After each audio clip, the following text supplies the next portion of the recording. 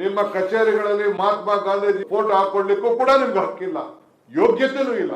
ಅದನ್ನು ಕೂಡ ಇವತ್ತು ನೀವು ಕಳ್ಕೊಂಡಿದ್ದೀರಿ. ಇಡೀ ದೇಶದಲ್ಲಿ, ಭಾರತದ ದೇಶದಲ್ಲಿ ಕಾಶ್ಮೀರಿಂದ ಕನ್ಯಾಕುಮಾರಿವರೆಗೂ ಹೈಯೆಸ್ಟ್ ನರೇಗಾ ಕಾರ್ಯಕ್ರಮವನ್ನ ಉಪಯೋಗಿಸಿದಂತ ಒಂದು ತಾಲೂಕು. ನಾವೇನಾದ್ರು ಒಂದು ದೊಡ್ಡ ದರೋಡೆ ಮಾಡ್ಬಿಟ್ಟಿದೀವಿ ಅಂತೇಳಿ ಒಂದು 10 ಟೀಮ್ ಬಂದು ಇನ್ವೆಸ್ಟಿಗೇಷನ್ ಮಾಡ್ತು. ಅರ್ಕಾವತಿ ನದಿಗೆ ನಾವು ಚೆಕ್ ಡ್ಯಾಮ್ ಅನ್ನ ಕ್ರಿಯೇಟ್ ಮಾಡಿದ್ವಿ. 50,000 ಜನಕ್ಕೆ ದನಿನ್ ಕೊಟ್ಟಿಗೆಗಳನ್ನ ಕಟ್ಟಿಕೊಟ್ಟಿದ್ವಿ. ಪಂಚಾಯತಿ ಬಿಲ್ಡಿಂಗ್ ಗಳನ್ನ ಕಟ್ಟಿದೀವಿ, ಪ್ಲೇ ಗ್ರೌಂಡ್ಗಳನ್ನ ಮಾಡಿದೀವಿ, ಪಾರ್ಕ್ಗಳನ್ನ ಮಾಡಿದೀವಿ. ಇದನ್ನೆಲ್ಲ ನೋಡ್ಬಿಟ್ಟು ಅವರು ಓಹೋ ಹಿಂಗ್ ಮಾಡಿದ್ರೆ ನಮ್ಗೆ ತೊಂದರೆ ಆಗ್ತದೆ, ಅವ್ರು ಹೇಳ್ತಿರಲ್ಲ ವೋಟ್ ಬ್ಯಾಂಕ್ ರಾಜಕಾರಣ ಅಂತ, ಅದಕ್ಕೆ ಏನಾದ್ರು ಧಕ್ಕೆ ಆಗ್ತದೆ ಅಂತೇಳಿ ಇವತ್ತು ಮಾರಕವಾಗಿ ಇವತ್ತು ಎಲ್ಲ ಪಂಚಾಯತಿಗಳಿಗೆ, ಪಂಚಾಯತಿ ಮೆಂಬರ್ಗಳಿಗೆ ಕೊಟ್ಟಂತ ಅಧಿಕಾರ ಏನಿತ್ತು, ಯಾಕೆಂದ್ರೆ ಪ್ರತಿಯೊಂದು ಕಾರ್ಯಕ್ರಮಗಳ ಕೂಡ ಯಾರು ಕೂಲಿ ಮಾಡ್ಕೊಳ್ಳಿಕ್ಕೆ ಶಕ್ತಿ ಇತ್ತು, ಯಾರು ಅವನ ಜಮೀನಿನಲ್ಲಿ ಅವನು ಉತ್ಪಾದನೆ ಮಾಡ್ಕೊಳ್ಳೋ ಶಕ್ತಿ ಇತ್ತು, ಅದನ್ನ ಹೋಗಿ ಪಂಚಾಯತಿಗೆ ಒಂದು ಅರ್ಜಿ ಕೊಡ್ತಿದ್ದ, ಪಂಚಾಯತಿಯವರು ಪ್ಲಾನ್ ಆಗ್ತಾ ಇದ್ರು, ಇದನ್ನ ಲೋಡ್ ಮಾಡ್ತಾ ಇದ್ರು, ಅವನಿಗೆ ನೇರವಾಗಿ ಅವನು ಕೂಲಿ ಮಾಡ್ಕೊಳ್ಳೋದಕ್ಕೆ ತಂಬನ್ನು ಕೊಟ್ಟರು. ಅದು ಬಯೋಮೆಟ್ರಿಕ್ ಕೂಡ ಈಗ ಅವಕಾಶ ಇತ್ತು, ಬಯೋಮೆಟ್ರಿಕ್. ಅದನ್ನ ಇವತ್ತು ತಪ್ಪಿಸಿ ಇದನ್ನ ಕಾಂಟ್ರಾಕ್ಟ್ಗಳ ಕೈ ಕೊಟ್ಟಿದ್ದಾರೆ. ನೀವು ತೆಗೆದುಕೊಂಡು ನೋಡಿ, ಈಗಿನ ಕಾನೂನು ನಾವಿಲ್ಲಿ ಕೊಟ್ಟಿದ್ದೀವಿ ಲಾಸ್ಟ್ ಅಲ್ಲಿ, ಗುತ್ತಿಗೆದಾರರಿಗೆ ಅವಕಾಶ ಮೊದಲು ಇರಲಿಲ್ಲ, ಈಗ ಗುತ್ತಿಗೆದಾರರಿಗೆ ಅವಕಾಶ ಇದೆ ಕಾಂಟ್ರಾಕ್ಟರ್ಗಳಿಗೆ ಈಗ ಬೆಳೆಸಲಿಕ್ಕೆ.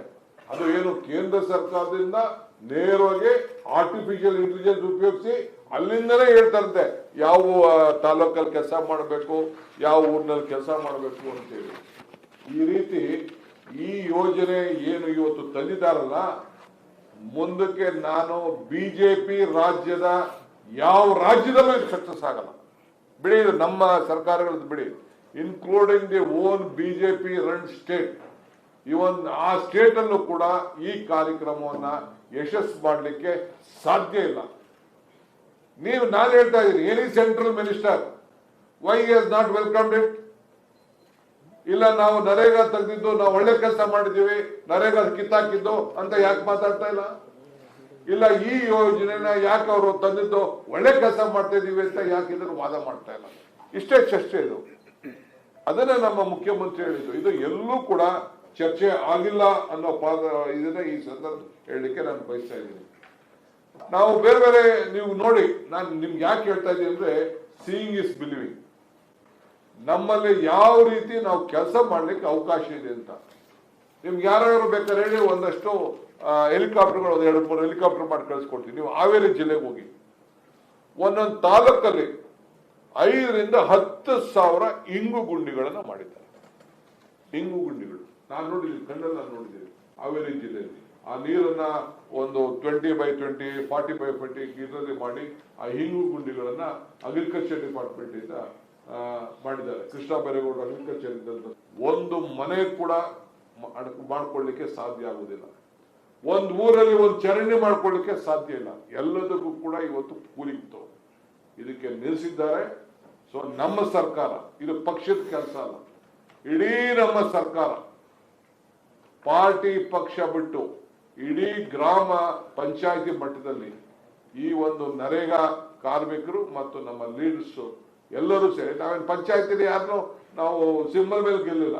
ವಿ ವಿಲ್ ಇನ್ವೈಟ್ ಎವ್ರಿವನ್, ಎಲ್ಲರಿಗೂ ನಾವು ಆಹ್ವಾನ ಕೊಡ್ತೇವೆ. ಇದಕ್ಕೆ ಬಂದು ಅಲ್ಲಿ ಸಮಾವೇಶ ನಡೆಸ್ತೇವೆ, ಗ್ರಾಮ ಸಭೆಗಳು ನಡೆಸ್ತೇವೆ, ಅಲ್ಲಿ ಚರ್ಚೆ ಮಾಡ್ತೇವೆ.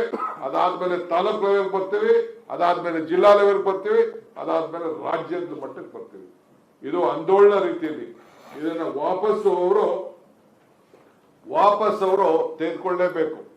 ಯಾವ ರೀತಿ ಫಾರಂ ಬಿಲ್ ನ ವಾಪಸ್ಸು ತೆಗೆದುಕೊಂಡ್ರು 3 ಬಿಲ್ಗಳನ್ನ, ಅದಕ್ಕೆ ನಾವು ಮಾಡ್ತೇವೆ. ಅದಕ್ಕೆ ಬಿಜೆಪಿ ಅವರು ಇನ್ನು ಮುಂದಕ್ಕೆ ನಾನು ಅಪೀಲ್ ಮಾಡ್ತೀನಿ, ಇನ್ನು ಮುಂದಕ್ಕೆ ನಿಮ್ಗೆ ಯಾವ ಕಾರಣಕ್ಕೂ ಮಹಾತ್ಮ ಗಾಂಧೀಜಿ ಪ್ರತಿಮೆ ಮುಂದೆ ಕೂತ್ಕೊಳ್ಳಕ್ಕೆ ಹಕ್ಕಿಲ್ಲ. ಆ ಹಕ್ಕನ್ನ ನೀವು ಕಳ್ಕೊಂಡಿದ್ದೀರಿ. ನಿಮ್ಮ ಕಚೇರಿಗಳಲ್ಲಿ ಮಹಾತ್ಮ ಗಾಂಧೀಜಿ ಆಫೀಸನ್ನ ಫೋಟೋ ಹಾಕೊಳ್ಳಿಕ್ಕೂ ಕೂಡ ನಿಮ್ಗೆ ಹಕ್ಕಿಲ್ಲ, ಯೋಗ್ಯತೆನೂ ಇಲ್ಲ. ಅದನ್ನು ಕೂಡ ಇವತ್ತು ನೀವು ಕಳ್ಕೊಂಡಿದ್ದೀರಿ. ಅವರ ಹೆಸರನ್ನ ತೆಗೆದ ಮೇಲೆ ನಿಮ್ಗೆ ಎಲ್ಲಿದೆ ಹಕ್ಕು? ಅವ್ರ ಹೆಸರನ್ನ ಪ್ರತಿಯೊಂದು ಗ್ರಾಮೀಣ ಪ್ರದೇಶದಲ್ಲಿ ಒಂದು ಶಾಲೆಯಲ್ಲಿ ಒಂದು ಗೌರ್ಮೆಂಟ್ ಆಫೀಸಲ್ಲಿ ಎಲ್ಲ ಕಡೆನೂ ನಾವು ಹಾಕೊಂಡು ಮಹಾತ್ಮ ಅನ್ನೋ ಹೆಸರನ್ನ ನೀವು ತೆಗೆದಾಕಿದಿರಲ್ಲ, ಇದು ಮನುಷ್ಯತ್ವನ ನಿಮ್ಗೆ? ಸೊ ಅದಕ್ಕೆ ನೀವು ನೈತಿಕವಾದಂತಹ ಹಕ್ಕನ್ನ ಕಳ್ಕೊಂಡಿದ್ದೀರಿ. ಮಹಾತ್ಮ ಗಾಂಧೀಜಿ ಭಾಷಣ ಮಾಡೋದು ಬೇಡ, ಅವ್ರ ಊರಾರ ಹಾಕೋದು ಬೇಡ. ಅವ್ರ ಹೆಸರನ್ನ ಯಾರು ಒಬ್ಬ ಮಾನ್ಯರು, ಈಗ ಜವಾಹರ್ಲಾಲ್ ನೆಹರು ಅವರ ಹೆಸರಿನಲ್ಲಿ ನಾವು ಮಕ್ಕಳ ಜಯಂತಿ ಅಂತ ಮಾಡ್ತಾ ಇದ್ದೇವೆ. ಡಾಕ್ಟರ್ ರಾಧಾಕೃಷ್ಣ ಅವರ ಜನ್ಮದಿನ ಟೀಚರ್ಸ್ ಅಂತ ನಾವು ಮಾಡ್ತಾ ಇದ್ದೇವೆ. ಚರಣ್ ಸಿಂಗ್ ಅವರ ಜನ್ಮದಿನವನ್ನ ನಾವು ರೈತರದು ಅಂತ ನಾವು ಮಾಡ್ತಾ ಇದ್ದೇವೆ. ಸೊ ಹಂಗೆ ಪ್ರತಿಯೊಂದು ಜಯಂತಿಗಳನ್ನ ನಾವು ಮಾಡ್ತಾ ಇದ್ದೇವೆ. ಅಂಬೇಡ್ಕರ್ ಅವರು ಹುಟ್ಟಿದ ದಿನ ನಾವು ಸಂವಿಧಾನದ ಬಗ್ಗೆ ಎಷ್ಟು ಗೌರವ ಕೊಡಬೇಕು ಅದನ್ನು ನಾವು ಮಾಡ್ತಾ ಇದ್ದೇವೆ. ಸೊ ಹಂಗೆ ಇವತ್ತು ಇನ್ನು ಮುಂದಕ್ಕೆ ಬಿಜೆಪಿಯವರು ಯಾವ ಕಾರಣಕ್ಕೂ ಮಹಾತ್ಮ ಗಾಂಧಿ ಹೆಸರನ್ನ ದಯವಿಟ್ಟು ನಿಮ್ಮ ಮಾತಿನಂತೆ ನಡೀತಾ ಇದ್ದೀರಿ, ನಿಮ್ಮ ಸರ್ಕಾರದ ಆದೇಶದಂತೆ ಇದ್ದೀರಿ ಅಂತಂದ್ರೆ ದಯವಿಟ್ಟು ಹೀಗೆ ತೆಗೆದ್ಬಿಟ್ಟು ನಮ್ಗೆ ಗಿಫ್ಟ್ ಮಾಡಿ ಆ ಫೋಟೋಗಳನ್ನ ಕಳಿಸ್ಕೊಟ್ಬಿಡಿ. ನಾವು ಇಟ್ಕೊಳ್ತೀವಿ, ನಾವು ಮನೆಗೂ ನಾವು ಹಂಚ್ಕೊಳ್ತೇವೆ. 100 ವರ್ಷ ಆಗಿದೆ ರೀ, 100 ವರ್ಷ ಮಹಾತ್ಮ ಗಾಂಧೀಜಿ ಅವರು ಈ ದೇಶದ ಸ್ವಾತಂತ್ರ್ಯದ ನಾಯಕತ್ವವನ್ನು ವಹಿಸಿ 100 ವರ್ಷ ಆಗಿದೆ.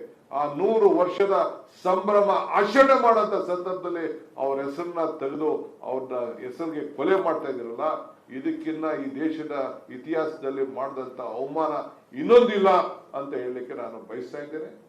ಇದಕ್ಕೆ ಈ ಹೋರಾಟ ಪಕ್ಷ ಭೇದವನ್ನು ಮರೆತು ನಮ್ಮ ಹೋರಾಟವನ್ನು ರೂಪಿಸ್ತೇವೆ.